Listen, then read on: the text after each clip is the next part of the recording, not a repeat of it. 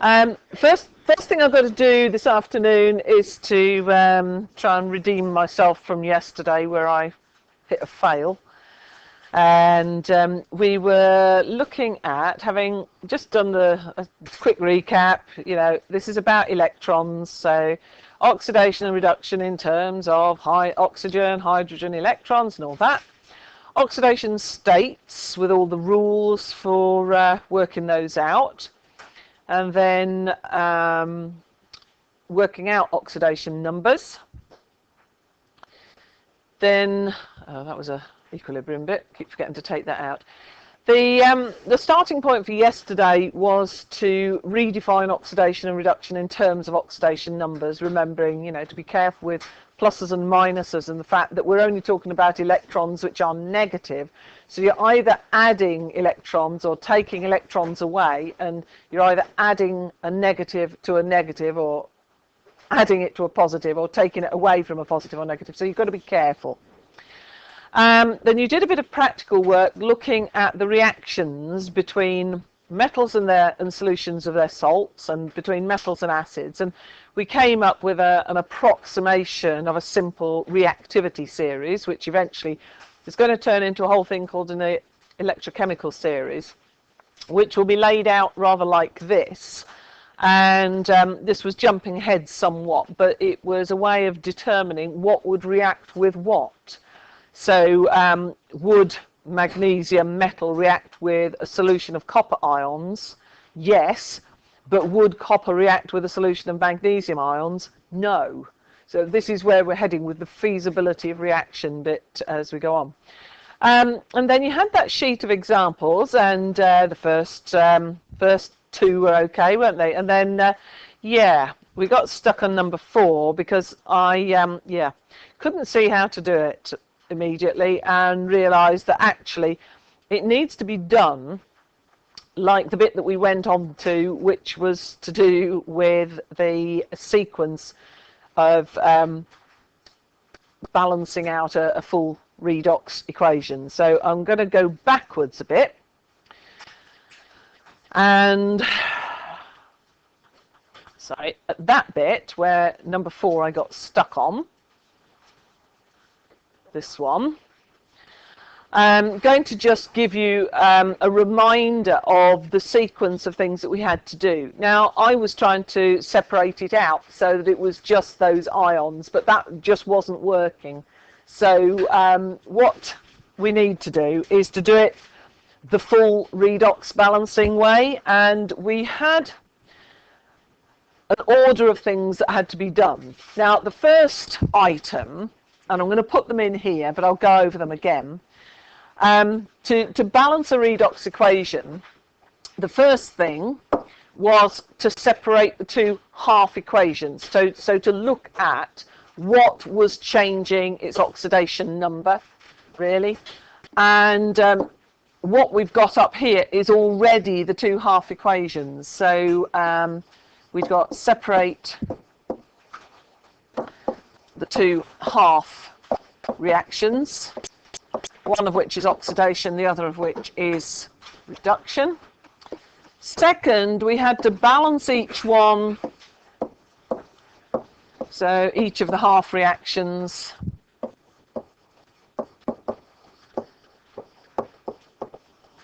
for all the atoms except oxygen and hydrogen. So with those, we would need to balance the tin, ignoring the oxygen, that's already balanced. And the right-hand one, we need to balance the nitrogen, ignoring the H and the O, and that's already balanced. So where we would need to be making a start on this is then to balance for oxygen by adding water to the side that's short. Of course, that introduces hydrogen, so we then need to balance for hydrogen by adding hydrogen ions. And then we should end up And it may only be, and it is with this one, we end up with an imbalance of charge, and it only comes from the hydrogen ions in this one when we get round to it. So the fifth one is balance the charge by adding electrons. You can't take any away.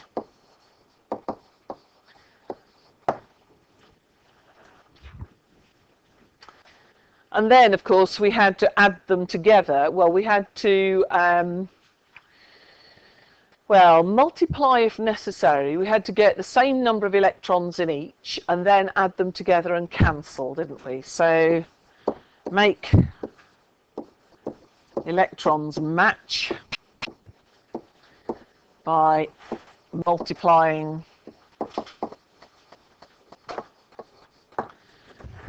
the half reaction as necessary,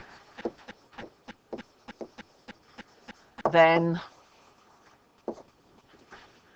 add and cancel. Right, now I've managed to lose it off the top, so this is going to make it a little bit tricky for me, but that was the sequence we were working through, and I know that sort of ran right up to the end of the session, so it wasn't ideal timing, but we've got some more to pick up on today.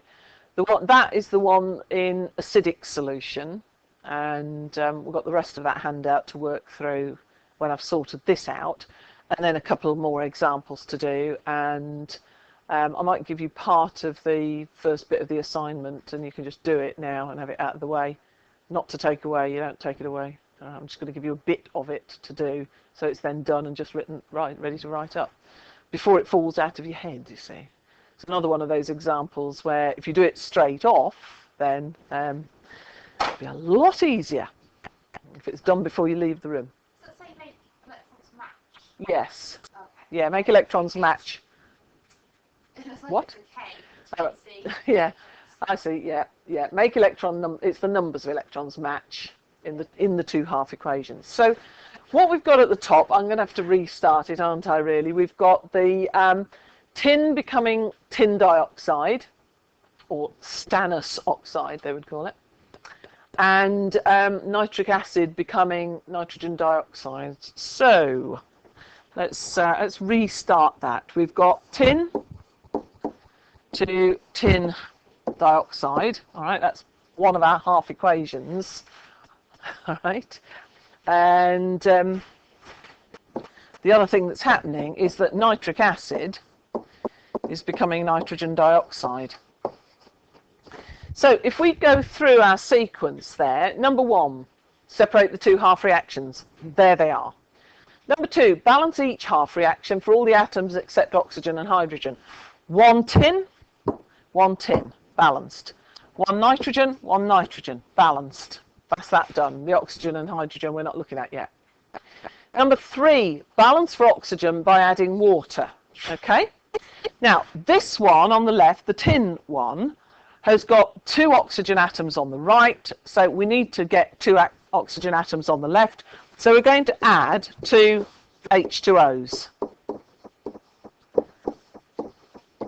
It's perhaps not the ideal way to write this out, but this was the only way that I could actually make this work. There might be a magical way that I've missed. The other one, oxygen, doesn't balance either, does it? We have got a bit more on the left than the right, so how much do we need to add? One on the right. So here, to make sure we've got three oxygens on both sides, we do that. I'm going to run out of space, aren't I, with this? All right, now the hydrogens are out in both of them. For the tin bit, all right, so where we're looking at balance for hydrogen by adding H+, we've got how many hydrogens on the left? 4, so we're going to need to add 4 on the right. So I'm going to write smaller and smaller with each row, I think.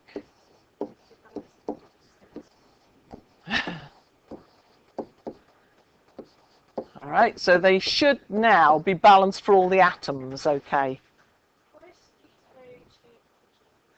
Because I have made a mistake. Well spotted. NO2 should not have gone to NO3. I invented my own oxygen balancing technique. Well done.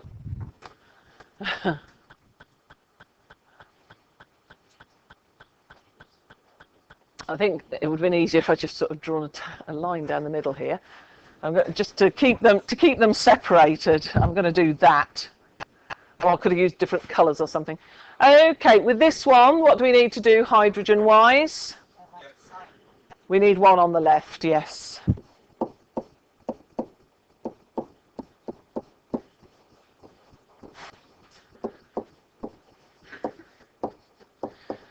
Okay, I am now very short of space because the final thing that I need to do before we start making them join up is number 5 up there, balance the charge by adding electrons. I ain't got any room for electrons.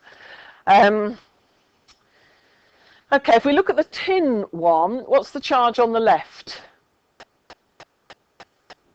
0. There are no charges on the left. Yeah, we've got 4 hydrogen ions on the right, so yes, we need 4 electrons added to the left. No. No. Then we've got 4. We need 4 electrons added to the right to cancel out the pluses. So I'm thinking, that won't match, will it? There was me very carefully working this out. And, yeah, so that's now 0. We need to make the right-hand side 0. And so we need to get rid of those. The way we get rid of those is, 4 electrons, not just 1. Okay. The other side, what's our charge on the left? It's 1 plus and 0 on the right. So we need, we need 1 electron on the left. So this has got to squash up a little bit.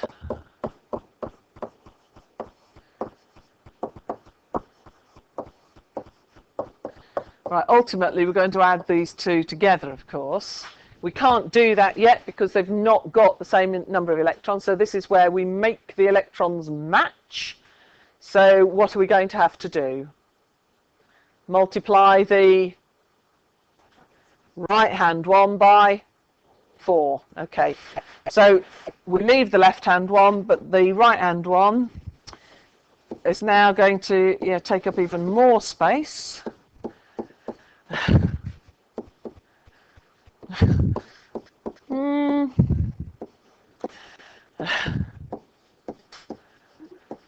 Yeah, this wasn't the ideal way to lay it out, but no, widescreen whiteboards would be much more helpful.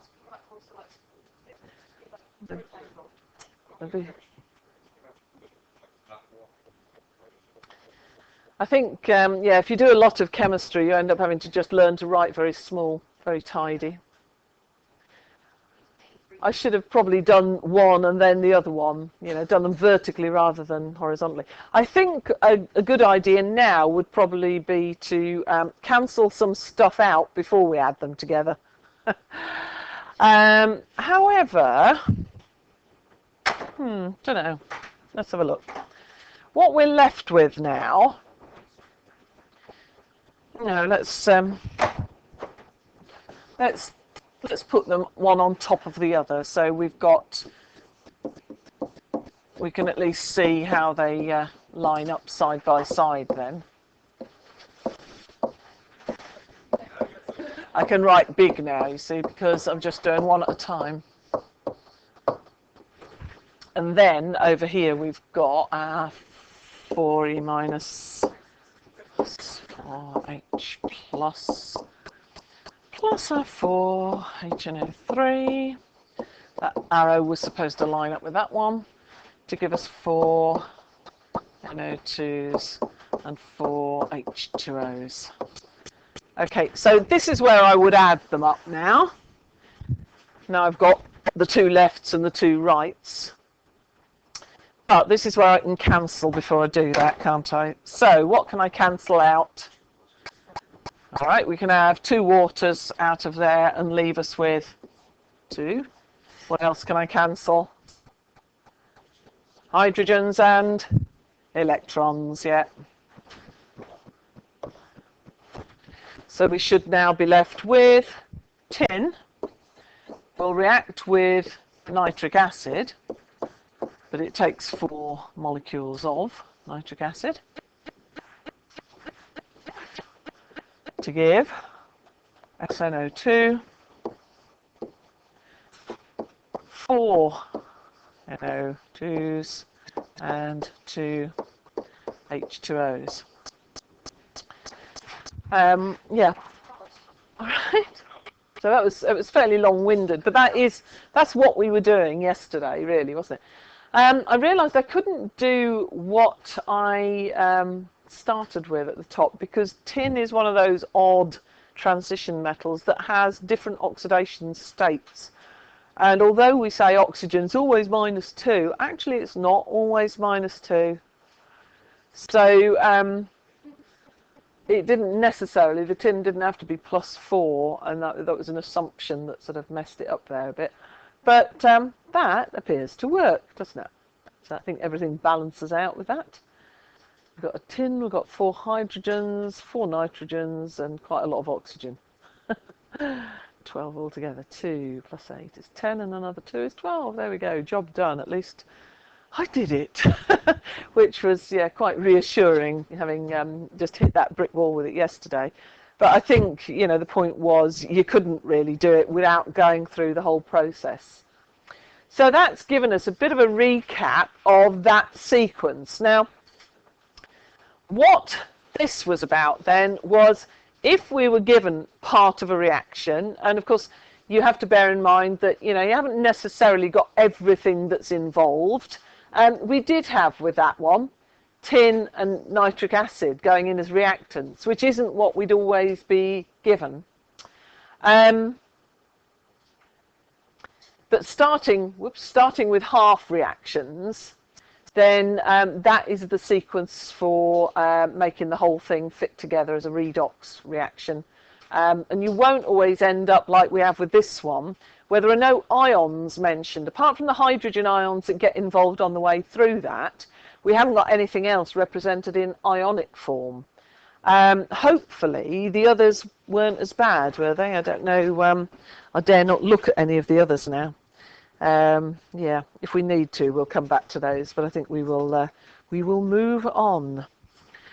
The other thing that we were doing then was looking at this example, which is in the How to Balance Redox Reactions Using the Method of Half Reactions notes sheet. So I've got things a little bit sort of tangled up there, and you hadn't got this when we needed it, really, to be looking at that tin one. And we worked our way through the first bit of this, the method for balancing a redox reaction, producing a full redox equation when you're working either in an acidic or a neutral solution. This one turned out to be acidic. And so we went through the sequence of breaking out the half reactions, balancing for atoms other than oxygen and hydrogen. You then balance for the oxygen. You then balance for the oxygen by adding water to the side that's short of oxygen. You then balance for the hydrogen, putting hydrogen ions on the side that's short of those. You then balance for charge using electrons, and it's then all that tinkering, the multiplying by appropriate factors, adding them together and cancelling out, so that we ended up with that at the end of it. And I didn't look at the handout and managed to end up in the same place, which I always count as a bit of a bonus with that one. And so that, yes, if you're not sure about that one, then it will ultimately be on YouTube if I haven't done it already, and so you can work through it with that. Now, we have got another option here, and that's what if it's not acidic, what if it's not neutral, it must be basic, or it should really say alkaline, because a basic solution, well, as soon as you say a soluble base, you're talking alkali, so we talk alkaline solutions really. So we have a slightly different approach, and you can imagine, you know, if we're talking about acids, we talk about hydrogen ions. Alkalis, soluble bases, are going to be hydroxides usually. So we end up adding more than just hydrogen ions. We're going to be sticking OH groups in here. But we do it largely through the same sort of process, using hydrogen ions first and then neutralizing them by adding OH ions. So we'll work through that one. All right, so this starts at the bottom of page 2, the method in basic solution. And I'll do it as I did it before and talk it through on the board as we go.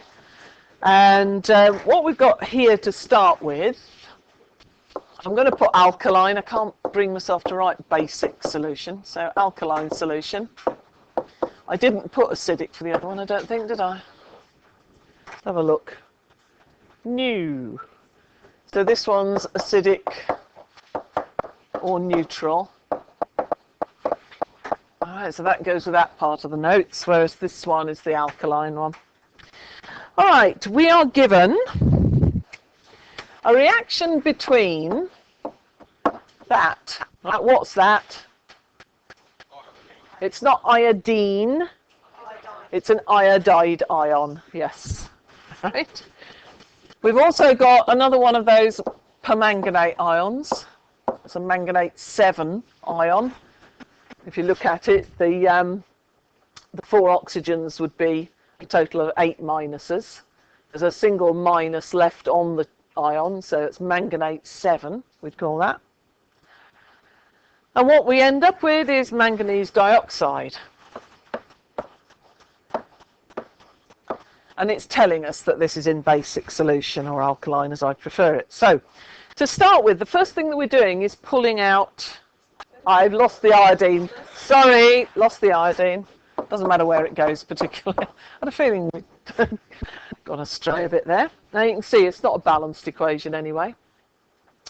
First thing we have to do is to pull out the half reactions. And so obviously the iodide ion is becoming iodine and the manganate ion is becoming manganese dioxide. So there we've got our 2 half reactions, half equations if you like. It doesn't really matter what you call them. All right, so they quite clearly aren't completely balanced. And so we follow the same sort of sequence to start with. The first thing we've got to do is balance for atoms other than oxygen and hydrogen. So the first thing I'm going to do, I'm not going to rewrite them, but the first one, what are we going to need to do first? Well, we're going to need to put a 2 in front of the iodide. If we look at the other one, we're already balanced, aren't we? You know, we've got 1 manganese on each side, so we don't have to do anything to that one. So that's a start. That's the first bit done. We then take a similar approach to before and balance for oxygen. So we are adding water to the side that's short of oxygen. We haven't got a problem with the iodine, but with the manganese bit, we've got 4 oxygens on the left, 2 on the right. So yes, we need 2 of those. I'm keeping it in a different colour just so that it shows the progression here. All right, so that's balanced us for oxygen. However, we're now out of balance with the hydrogen again. Now, as it says here, just as before, we still need to balance for the hydrogen using hydrogen ions. So we're going to need to add 4 hydrogen ions to the left to balance out the 2 H2s on the right. Now, to all intents and purposes, that would be balanced, but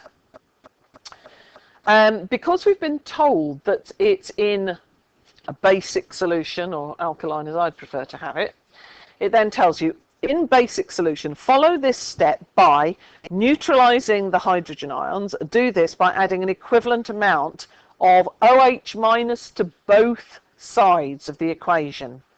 So if we've got 4 hydrogen ions, we need 4 OH minuses. So again, I'm slightly running out of space here, but that'll get rid of them there. And then I'm going to need them over here as well. I think one of the skills that you have to develop as a chemistry teacher is thinking ahead. You know, it's sort of knowing how much more space you're going to need as you go through. Usually I start too far to the right. This time I think I've started too far to the left, but yeah, can't win. Where we've got hydrogen and hydroxyl ions together, of course, they wouldn't stay like that. They turn into, yep, all right, so those become water. We've got some on the other side that we'll be able to cancel out. With this sort of approach, we can do that before we get to the end. I mean, we'd need to do it anyway when we got to the end. So we can lose how many off each side? 2 waters off each side. So let's lose that. Well, sorry, reduce that to that and lose that completely. All right. We seem to be ignoring the iodine bit, but there's nothing much going on there, is there? So there will be in a minute, because we're now at a point where we should be able to balance for charge. All right, so it's only like an extra step in there to get the OH minus ions in and then mop them up a bit. And we're left with it now. It's going to be an alkaline solution because we've got them over there.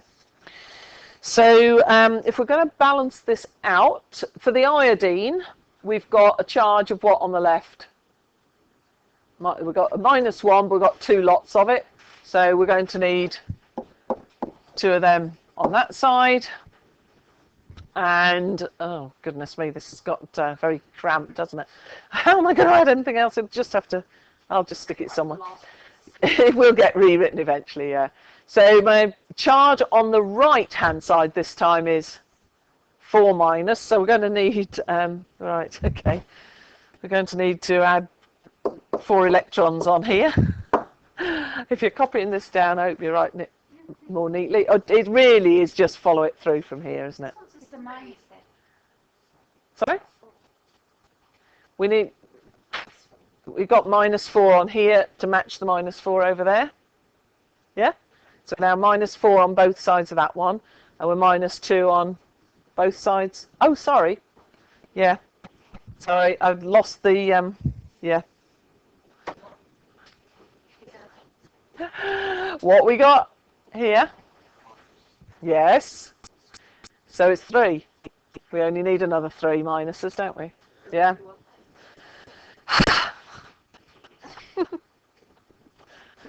Right. The trouble is, because this is messy now, that goes somewhere like that. Okay, now they don't match in terms of electrons. Oh, heavens, I'm wishing I hadn't laid it out like this. Okay, what's our common number going to be between them then? 6, yeah. So we're going to need to multiply the iodine 1 by 3 and the manganese 1 by 2. Right, I'm going to do that in another colour so it's a little bit more obvious. The iodine one then is going through by 3. So we end up with 6.